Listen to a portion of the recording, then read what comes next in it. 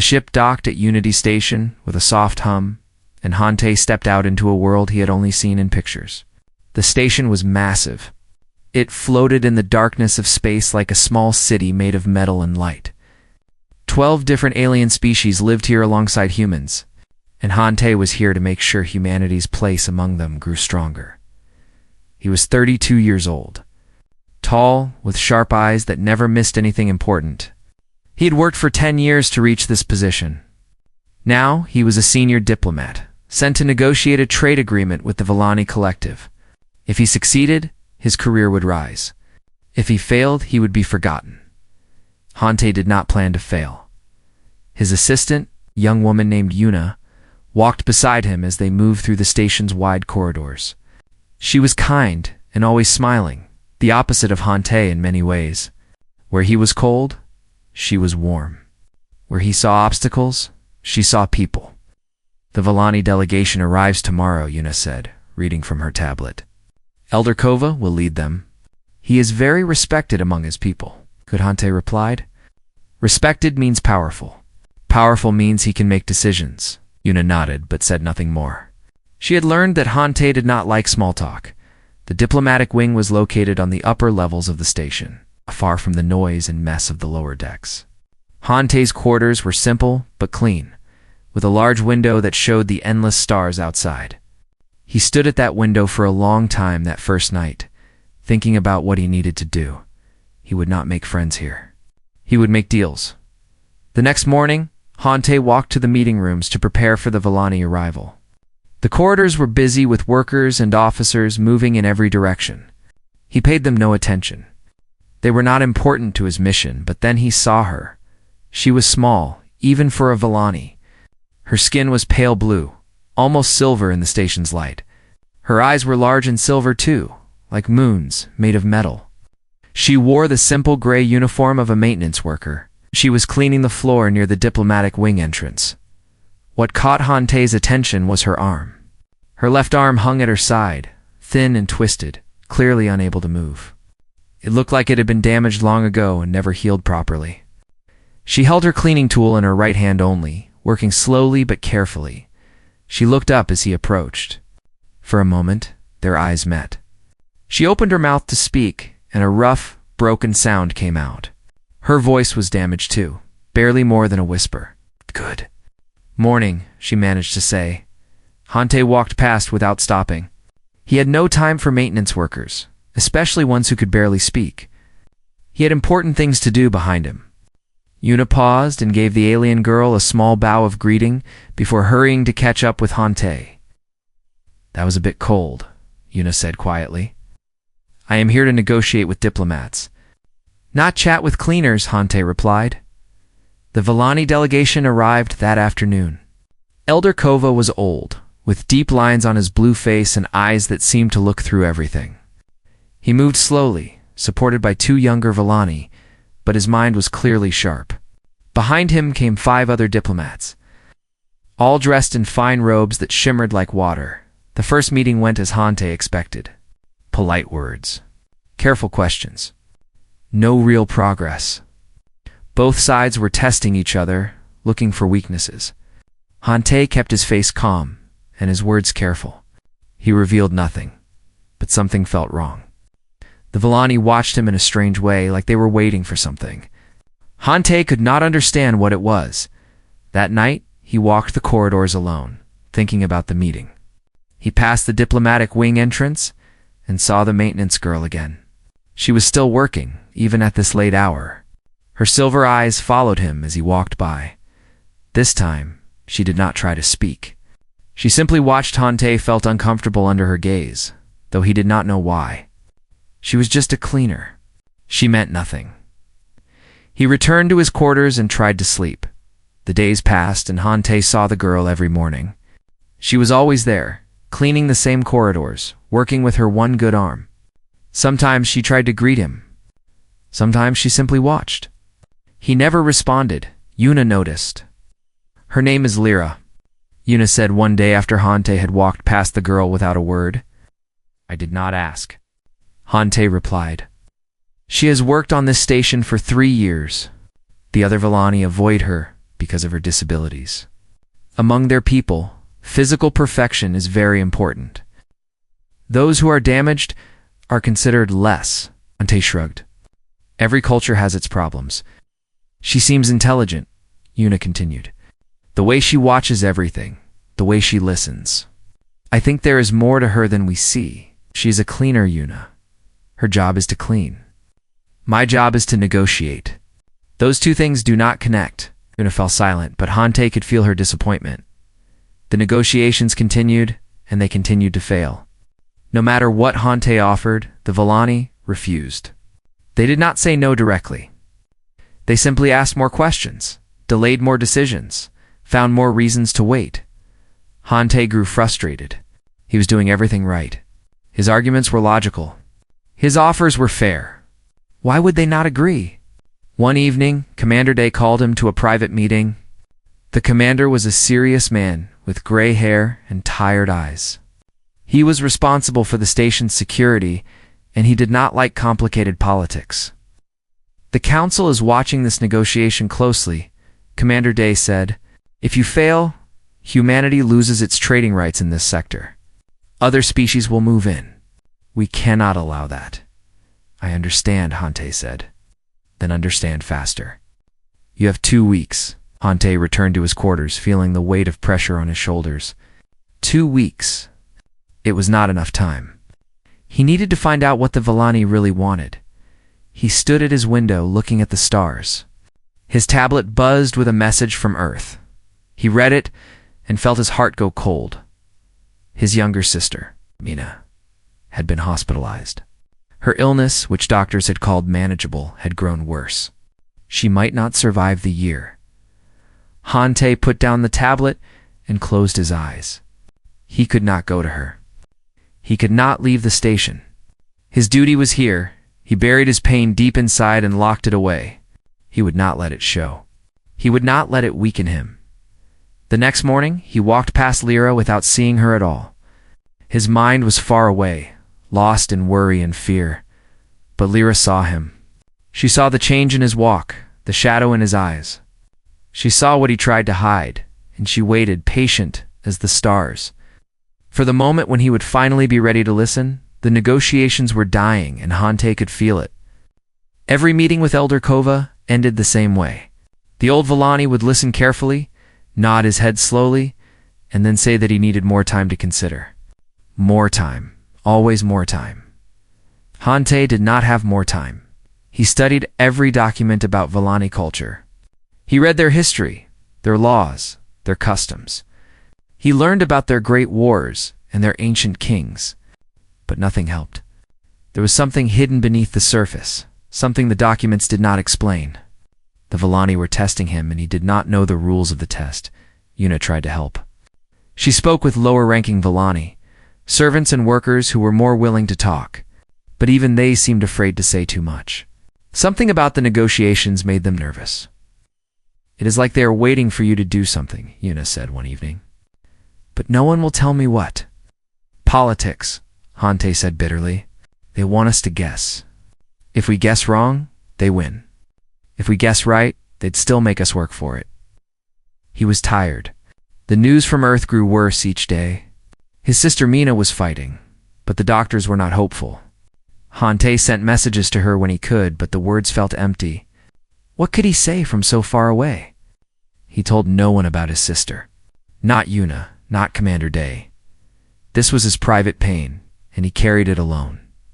Sleep became difficult. Hante would lie in his bed for hours, staring at the ceiling, thinking about everything he was failing at. The negotiations. His sister. His whole life felt like a building about to fall. One night, unable to rest, he left his quarters and walked. He did not choose a direction. He simply moved, letting his feet carry him wherever they wanted to go. He found himself in the lower decks. This part of the station was different from the diplomatic wing. The corridors were narrower, the lights dimmer. The air smelled of metal and old machines. Workers lived down here, the ones who kept the station running. They fixed pipes and cleaned filters and did the work that no one noticed until it stopped. Hante walked slowly, looking at this world he had never seen. A Villani family passed him, 2 adults and a small child. They looked at him with surprise but said nothing. A human was rare in these corridors. Then he saw her. Lyra was working in a small maintenance room. The door was open, and Hante could see her inside, surrounded by tools and machine parts. She was fixing something, a broken air filter, from the look of it. Her one good hand moved quickly, adjusting wires and tightening screws. But what caught Hante's attention were the tools she used. They were different, modified. Some of them had extra handles or special grips that let her hold them with just one hand. Others could be controlled with her feet or her teeth. She had built them herself, Hante realized. She had created a whole system of tools just to do her job with a damaged body. He stood in the doorway. Watching, Lyra noticed him after a few minutes. She looked up, and her silver eyes showed no surprise. It was like she had been expecting him. For a long moment, neither of them spoke. Hante wanted to leave. He should leave. He had no business being here. But something kept his feet in place. Lyra put down her tool and reached for a small pot on a heating plate. She poured 2 cups of tea, a dark liquid that smelled like flowers and earth. She held 1 cup out to him. Hante hesitated. Then he stepped forward and took it. They sat in silence for a long time. The tea was warm and tasted strange, but not bad. Hante let the warmth spread through his body and felt some of the tension leave his shoulders. Lyra did not try to talk. She seemed to understand that he needed quiet, not words. She simply sat with him, 2 broken creatures in a small room. Far from the bright lights of the diplomatic wing, when Hante finally stood to leave, he felt different. Not better exactly, but lighter. Like some small weight had been lifted. He was at the door when Lyra spoke. Her voice was rough and broken, barely a whisper. Each word seemed to cost her effort, but the words themselves hit Hante like stones. "The stars," she said slowly, "do not care if we are broken. They only care if we still shine." Hante stopped. He did not turn around. He did not know what to say, so he said nothing and walked away into the dark corridor. But her words followed him. They stayed in his mind as he returned to his quarters. They were still there when he lay down to sleep. They echoed in his dreams. The stars do not care if we are broken. The next morning, Hante walked past the diplomatic wing entrance. Lyra was there, cleaning as always. This time he stopped. She looked up at him with those silver eyes, waiting. "Thank you, Hante said quietly. For the tea, it was not much. It was almost nothing. But Lyra's face changed slightly, something that might have been a smile touching her lips. Hante walked on to his meeting. But something inside him had shifted. He did not understand it yet. He did not know that this small moment was the beginning of everything. The meeting with Elder Kova went badly. Like all the others, but this time, Hante watched the old Villani more carefully. He noticed how Kova looked at him, how the other diplomats exchanged glances when Hante spoke. They were judging him, he realized. Not his words. Him, what were they looking for? That night, Hante returned to the lower decks. He told himself he was just walking, just clearing his mind. But his feet took him to Lyra's maintenance room. She was there, working on a different machine. This time, she had a small notebook beside her, filled with drawings and notes in a language Hante could not read. He sat down without being invited. Lyra poured tea without being asked. "The negotiations are failing," Hante said. He did not know why he was telling her this. She was a maintenance worker. She could not help him. But Lyra looked at him with those ancient, patient eyes, and he kept talking. "The Villani want something from me, and I do not know what it is. I have offered them everything. Trade rights, technology, resources. They refuse everything." Lyra listened. When he finished, she picked up her notebook and wrote something in careful letters. She turned it toward him. It said, "They are not looking at what you offer. They are looking at who you are." Hante read the words 3 times. He did not understand. Lyra wrote more. "In my culture, words are easy. Actions are truth. Show them who you are, not what you have, but how." Hante asked. Lyra's silver eyes seemed to look. Right through him. She wrote one final sentence.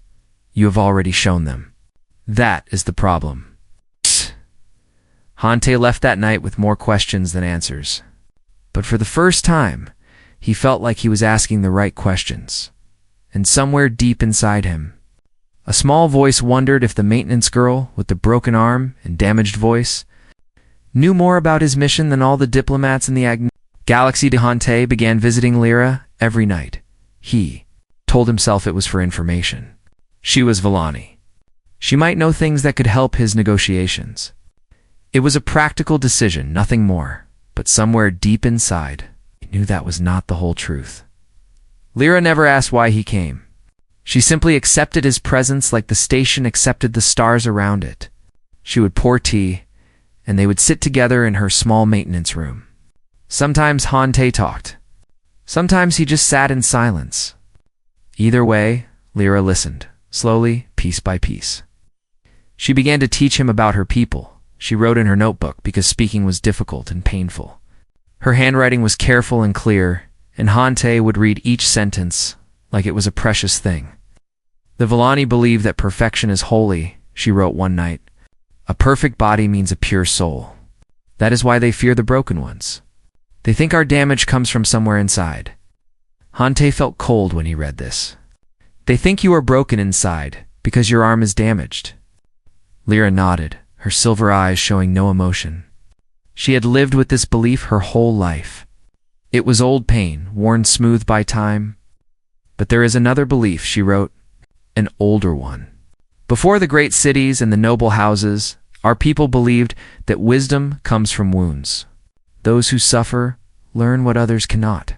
The broken ones see clearly because they have nothing left to hide. Why does no one talk about this belief? Hante asked. It makes the powerful uncomfortable, Lyra wrote. They want to believe they earned their place. They do not want to think that a broken cleaner might be wiser than a perfect lord. Hante sat with those words for a long time. He thought about the Villani diplomats, with their perfect bodies and perfect robes. He thought about how they looked at him, measuring him, judging him. What did they see? A man who walked past the broken without stopping. A man who measured worth by usefulness. A man who was efficient and cold and saw nothing beyond his mission. I have been showing them who I am, Hante said slowly. And they do not like what they see. Lyra nodded. How do I fix this? Lyra wrote, You cannot fix what you do not understand. First, understand. So Hante listened, and Lyra told him her story. She had not always been a maintenance worker. Once, she had been the daughter of a noble house. Her family was old and respected. She had been educated in the finest schools, trained to be a diplomat herself one day. Then the accident happened. She was 12 years old when a transport ship crashed on her planet. She was inside it. Most of the passengers died. Lyra survived, but her left arm was crushed beyond repair. The damage also reached her throat, leaving her voice broken and weak. In human society, she would have been a survivor. A miracle.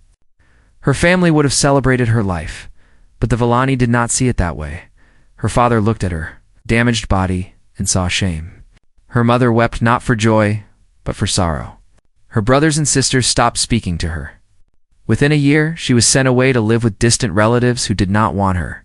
Within 2 years, she was alone. She survived by working, cleaning, fixing, the jobs no one else wanted. She moved from station to station, planet to planet, always invisible, always overlooked. I learned to listen, she wrote.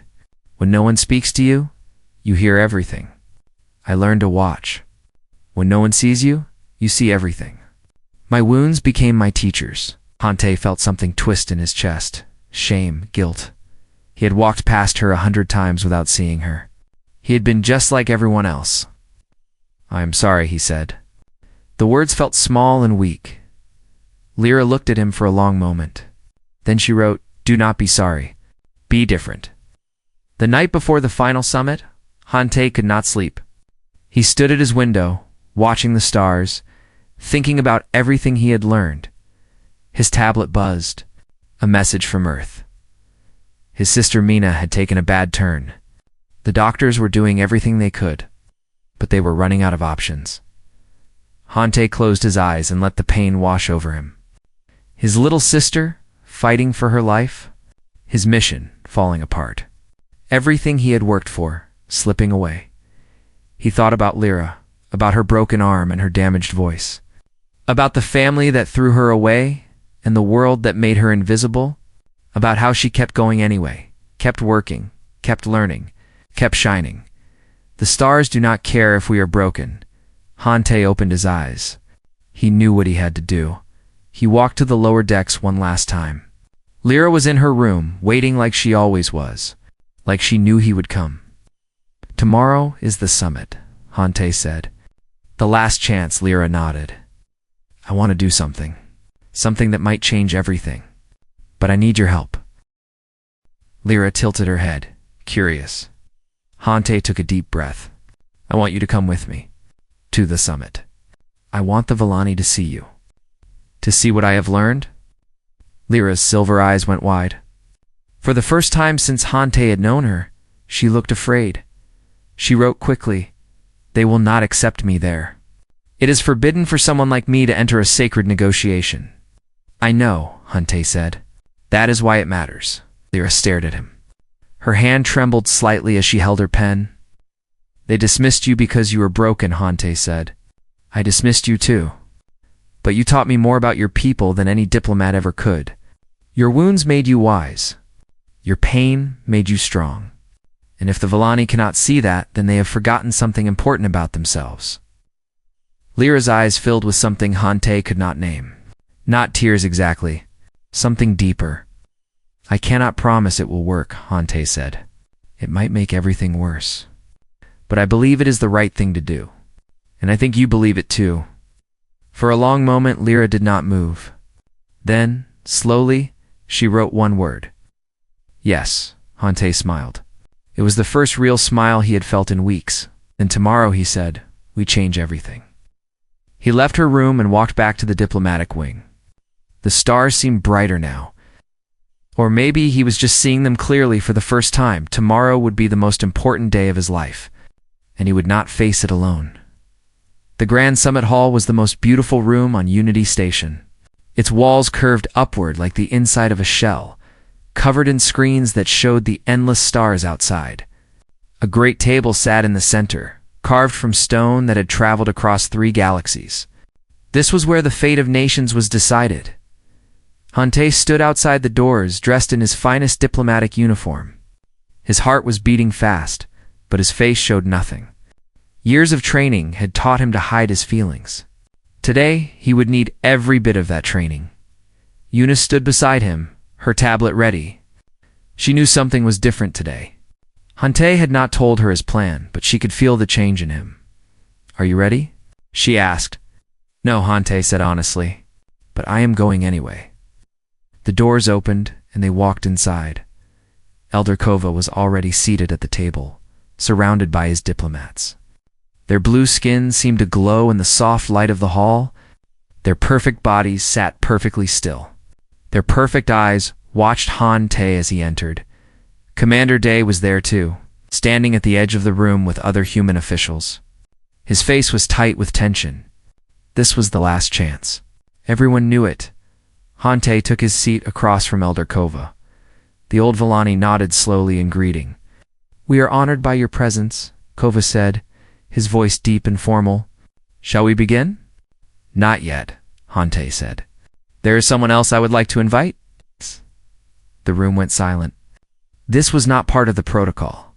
Negotiations followed strict rules. Adding new people was not allowed without agreement from both sides. Kova's eyes narrowed. "Who?" Hante stood and walked to the door. He opened it himself, ignoring the guards who were supposed to handle such things. Lyra stood in the hallway. She wore her simple, gray maintenance uniform. Her damaged arm hung at her side. Her silver eyes were wide with fear, but she did not run. She had promised to be brave. She would keep that promise. Hante held out his hand to her. The reaction in the summit hall was immediate. The Villani diplomats rose from their seats, their faces showing shock and anger. One of them, A young male with cold eyes stepped forward.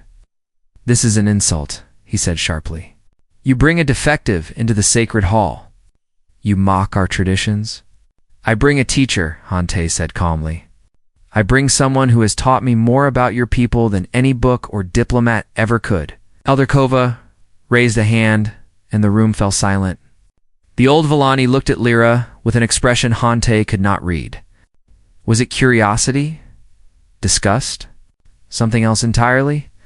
"Explain," Kova said simply. Hante guided Lyra to a place beside him. She stood straight despite her fear, her silver eyes fixed on a point somewhere beyond the walls. "When I first came to this station," Hante began, "I saw this woman every day. She cleaned the corridors near my quarters. She tried to greet me, and I walked past her. She tried to smile, and I ignored her. I thought she was unimportant. I thought she had nothing to teach me." He paused, letting his words settle. "I was wrong." The diplomats shifted uncomfortably. Commander Day looked confused and worried. Yuna watched with wide eyes. "Oh." "Lyra told me about an old Villani belief," Hante continued. "A belief from before the great cities. Your ancestors believed that wisdom comes from wounds, that those who suffer learn what others cannot see, that the broken ones carry truth that the perfect ones have forgotten." Elder Kova's expression changed slightly. Something flickered in his ancient eyes. "I did not understand why our negotiations were failing," Hante said. "I offered you everything, trade, technology, resources, but you kept refusing. And then Lyra showed me the truth. You were not looking at what I offered. You were looking at who I am?" He turned to face Kova directly. "You saw a man who walked past the broken without stopping. A man who measured worth by usefulness. A man who could not see beyond his own ambition. And you thought, this is who humanity sends to represent them? This cold, blind creature?" The room was absolutely silent now. "You were right," Hante said. "That is who I was. But I have changed. Lyra changed me. A maintenance worker with a damaged arm and a broken voice taught me something that all my education and training never could. She taught me that strength is not perfection. Strength is survival. Strength is getting up every day when the world tells you to stay down. Strength is shining even when you are broken." He turned to Lyra and slowly, deliberately bowed to her. A full bow, the kind given to honored elders and respected leaders. "Thank you," he said, "for teaching me to see." The Villani diplomats stared in disbelief. A human diplomat bowing to a defective? It was unthinkable. It was impossible. But Elder Kova was smiling. It was a small smile, barely visible on his old face. But it was there. "You have learned the old wisdom," Kova said softly. "I did not think humans were capable of such understanding." "We are capable of many things," Hante replied. "Both terrible and wonderful. We have our own broken ones. My sister is dying on Earth right now, fighting an illness that is destroying her body. And she is the bravest person I know. Humans do not throw away our wounded. We learn from them. We love them. We honor them." He looked around the room at the Villani diplomats. "If that makes us strange to you, then let us be strange. But do not think us weak. Our ability to see worth in the broken is our greatest strength. It is what makes us human." Elder Kova stood slowly. The room held its breath. The old Villani walked around the table, his steps slow and careful. He stopped in front of Lyra, who stood trembling but proud, and then Elder Kova bowed to her. It was a deep bow, the kind given to the most honored ancestors. The kind that had not been given to a defective in 1,000 years. "The old wisdom is not dead," Kova said. "It has been sleeping. Perhaps it is time to wake it up." One by one, the other Villani diplomats stood. One by one, they bowed to Lyra. Tears ran down Lyra's face. She could not speak, but she did not need to. Her silver eyes said everything. Hante felt something crack open in his chest. Something he had kept locked away for a very long time. He thought of his sister Mina, fighting her battle far away. He thought of all the broken ones in the galaxy, the invisible ones, the forgotten ones. They deserve to be seen. "Shall we negotiate?" Elder Kova asked, returning to his seat. Hante smiled. A real smile. The first one in years, as he said. I believe we shall. The treaty was signed 3 days later. It was better than anything Hante had originally hoped for. The Villani offered trade rights, technology sharing, and something even more valuable. A true alliance. Not just business. Partnership. Trust. Elder Kova explained it simply. We have traded with many species, he said. Most of them see us as customers. You saw us as teachers. That is rare. That is worth protecting. The news spread quickly through Unity Station and beyond. Diplomats from other species came to study what had happened. How did a failing negotiation become a historic success? What had the human done differently? The answer confused many of them. He had invited a disabled maintenance worker into the summit. He had bowed to her in front of everyone. He had spoken about broken people as if they were treasures. Some thought it was a trick, a clever manipulation. But those who had been in the room knew the truth. It was not a trick. It was real. Hante had changed, and that change had changed everything. Lyra became famous, though she did not want fame. Her story spread through the Villani collective like fire. A noble daughter, thrown away by her family, surviving alone for years, teaching wisdom to a human diplomat. It was the kind of story that people remembered. Elder Kova offered her a position, not as a maintenance worker, but as a cultural liaison between humans and Villani. She would help both species understand each other. She would be the bridge. Lyra was afraid to accept. She had been invisible for so long that being seen felt dangerous. What if she failed? What if she proved that she really was worthless after all? Hante found her in her maintenance room on the night she was supposed to give her answer. She was sitting alone, staring at her notebook, her face troubled.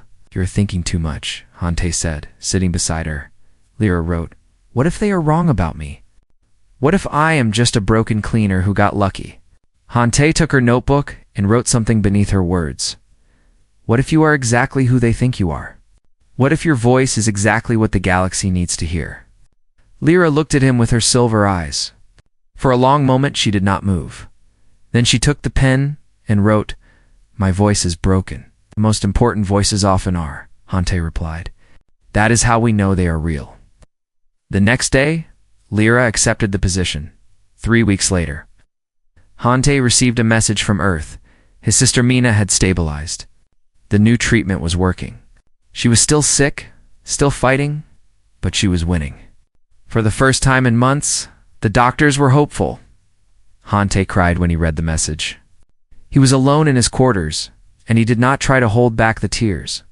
He had been strong for so long. He had buried his fear and his grief so deep that he had almost forgotten they existed. Now they came rushing out, and he let them. Yuna found him later, his eyes red and his face tired. She did not ask what had happened. She simply made him tea and sat with him until he was ready to talk. My sister is going to live, Hante said finally. Yuna smiled. That is wonderful news. I almost lost her. I almost lost everything. And I did not even see it happening. But you see it now, Yuna said gently. That is what matters. The months that followed were full of changes. Hante was promoted. His success with the Villani Treaty made him famous in diplomatic circles. He received offers from every major human colony, every important council. His career was shining brighter than ever. But he did not take the offers. Instead, he asked to stay on Unity Station. He said he had more to learn.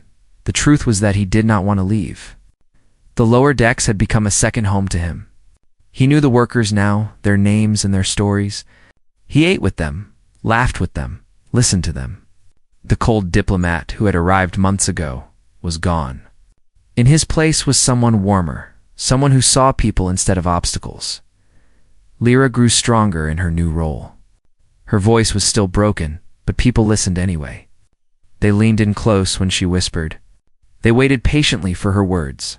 And when she spoke, they remembered. She traveled to Villani colonies and human stations. She spoke to councils and crowds. She told her story again and again, the noble daughter thrown away. The years of silence, the human who finally saw her, some Villani resisted.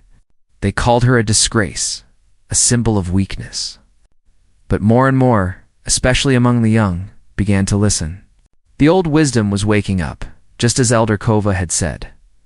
1 year after the treaty, Hante and Lyra stood together at the observation deck of Unity Station. It was late, and the corridor was empty. The stars spread out before them like an infinite ocean of light. "I received a message today," Hante said. "My sister wants to visit. She wants to see the station. She wants to meet you." Lyra looked surprised. She wrote in her notebook, "Me. Why?" "Because I told her about you," Hante said. "I told her that you taught me what it means to be strong. She wants to thank you herself." Lyra's silver eyes filled with emotion. She wrote, "I would like to meet her too." They stood in comfortable silence for a while, watching the stars. "Do you ever wonder," Lyra whispered, her broken voice barely audible, "why the broken ones see so clearly?" Hante smiled. He remembered the first time she had spoken to him, months ago in her maintenance room. He had been so lost then. "So blind? Because they have already survived the dark," he said. Lyra nodded slowly. Her silver eyes reflected the light of 1,000 suns. "I used to hate my wounds," she wrote. "I thought they made me less. Now I understand. They made me more. They made me see things that perfect eyes cannot see. They made me hear things that perfect ears cannot hear." "They led you here," Hante said. "To this moment, to this place, to whatever comes next." Lyra put down her notebook and did something she had never done before. She reached out and took Hante's hand with her one good arm. Her grip was gentle but sure. They stood together. To people who had been broken and rebuilt, watching the stars turn slowly in the endless dark, somewhere out there, a young Villani girl with a damaged body was reading about Lyra's story. Somewhere out there, a human soldier with missing legs was hearing about the treaty and what it meant. Somewhere out there, all the invisible ones, all the forgotten ones, were beginning to understand that they were not alone. The stars did not care if they were. It's broken. They only cared if they still shined. And tonight, across the galaxy, millions of broken lights were shining brighter than ever before.